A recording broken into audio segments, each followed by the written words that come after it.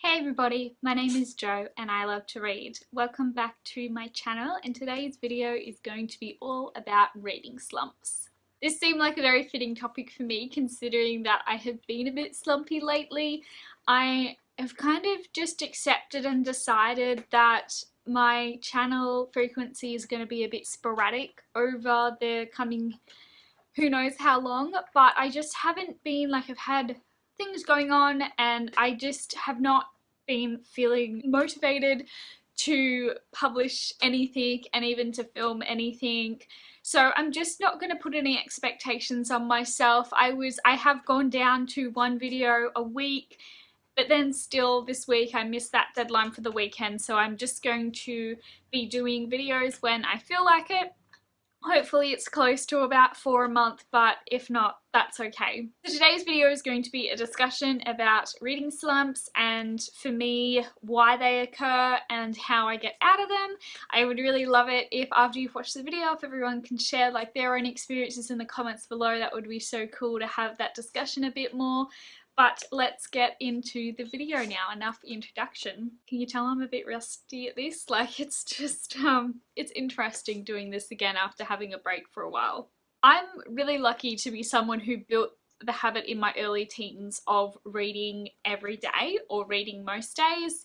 I have switched up the time of day depending on what's going on with my life. When I was a teen and I used to struggle to get up early to go to school, I would read in the evenings in bed before I went to sleep. But as I left school and got my first job, I was a bit more motivated to get up and read with a much needed coffee in the morning to make sure that I was awake for the day, but also to feel like that I actually had a bit of a life outside of work, that I wasn't just going to work, getting home and then going to sleep.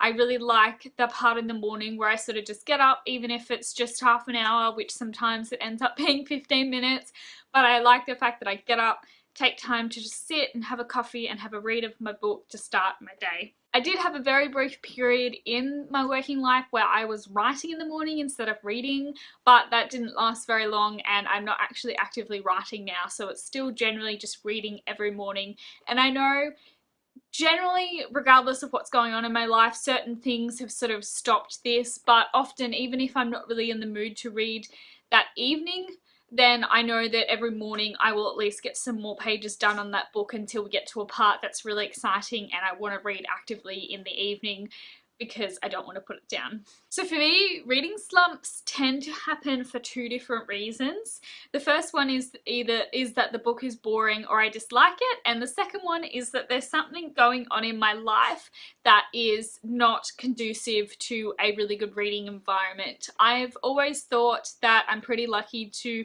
have a good life, or /or be a happy person.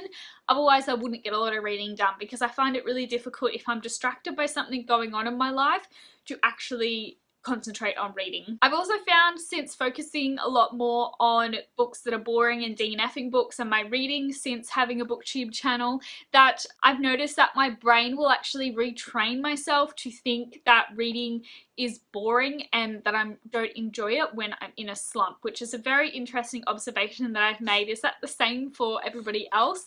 But I just find that really curious, that something that I have built up 10 or more years of enjoying it as one of my favorite things to do, in a matter of weeks or months, if I'm having a really crappy reading period or I've got something going on in my life, all of a sudden my brain can forget all of those years of happy times and decide reading is boring, we don't like reading anymore, and then I've got to work a bit to sort of get back into enjoying reading. So I just wondered if that was the same for everybody else, and I guess it kind of shows as well the fact that we can hold on to the bad things a lot more than the good. So the ways that I get out of the slump, depending on what sort of thing is going on in my life, is one, if I'm reading something that's boring or I don't like it, then I DNF it.